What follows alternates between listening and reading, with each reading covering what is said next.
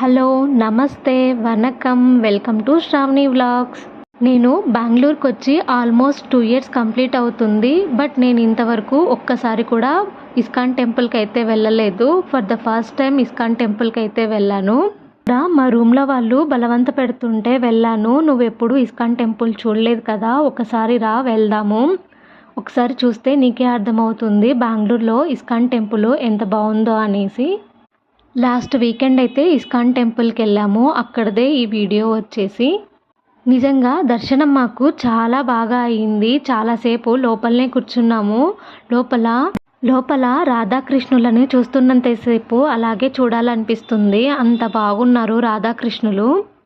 నేను తిరుపతిలోను అలాగే చెన్నైలోను ISKCON temple చూశాను. బట్ నేను ఎప్పుడూ బెంగళూరులో ఉండే ఇస్కాన్ టెంపుల్కి అయితే వెళ్ళలేదు.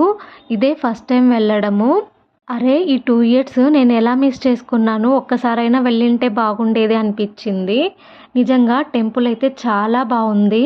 ఇక్కడ లోపలికి వెళ్ళడానికి 2 వేస్ అయితే ఉన్నాయి. ఒకటి వచ్చేసి నార్మల్ క్యూ లైను, ఇంకొకటి వచ్చేసి స్టెప్స్ పూజ. స్టెప్స్ పూజ అంటే ఏంటంటే, ఒక మెట్టు పైకి మనం ఎక్కిన తర్వాత హరే కృష్ణ కృష్ణ కృష్ణ హరే, హరే రామ రామ రామ హరే అనేసి ఈ శ్లోకాన్ని అయితే చెప్పుకుంటూ వెళ్ళాలి. స్టెప్ ఎక్కిన ప్రతిసారి ఈ శ్లోకం అయితే చెప్పుకుంటూ వెళ్ళాలి. ఇక్కడ ఎన్ని స్టెప్స్ ఉన్నాయో నాకైతే తెలీదు. మా ఫ్రెండ్ అయితే ఒకసారి తను వెళ్ళింది ఇక్కడికి.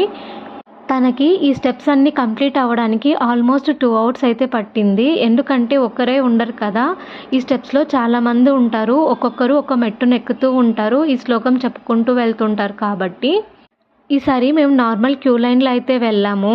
అంతా వాటర్ ఫౌంటైన్ అయితే పెట్టారు. మనము రాధాకృష్ణులని దర్శించుకోవడానికి 3 స్టేజెస్లో అయితే వెళ్ళాలి.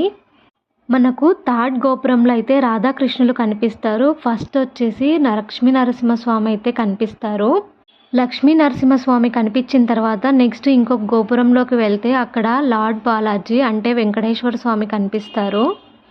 లాస్ట్ 3వ గోపురంలో అయితే గనక రాధాకృష్ణులు అయితే ఉంటారు. రాధాకృష్ణులు ఉన్న మందిరము చాలా పెద్దది. చాలాసేపు కూర్చోవచ్చు, అక్కడ ఏమీ అనరు. మందిరం చుట్టూ కృష్ణుడు తన చిన్నతనంలో చేసిన అల్లరి ఫొటోస్ అయితే పెట్టారు. లోపల ఎక్కడ కూడా ఫొటోస్ని అయితే తీయనివ్వరు, కానీ కొంతమంది వాళ్ళకి తెలియకుండా ఫొటోస్ అయితే తీస్తూ ఉంటారు. మీరు ఇస్కాన్కి వెళ్ళినప్పుడు ఇది గమనించారా? నేను తిరుపతిలో వెళ్ళినప్పుడు అయితే ఇది చూశాను. మనిషి పుట్టుక అలాగే చావు గురించి, పుట్టినప్పుడు ఎలా పుట్టాడు, తర్వాత వచ్చేసి చచ్చేటప్పుడు ఎలా చచ్చిపోతారు అనేసి.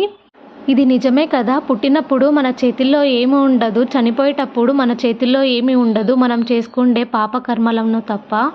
మేము దర్శనం అంతా కంప్లీట్ చేసుకొనేసి కొన్ని ఫొటోస్ అయితే దిగేసి అలాగే మందిరంలో ఒక అర్ధగంట సేపు అయితే కూర్చొనేసి భజన చేసి అయితే వచ్చాము.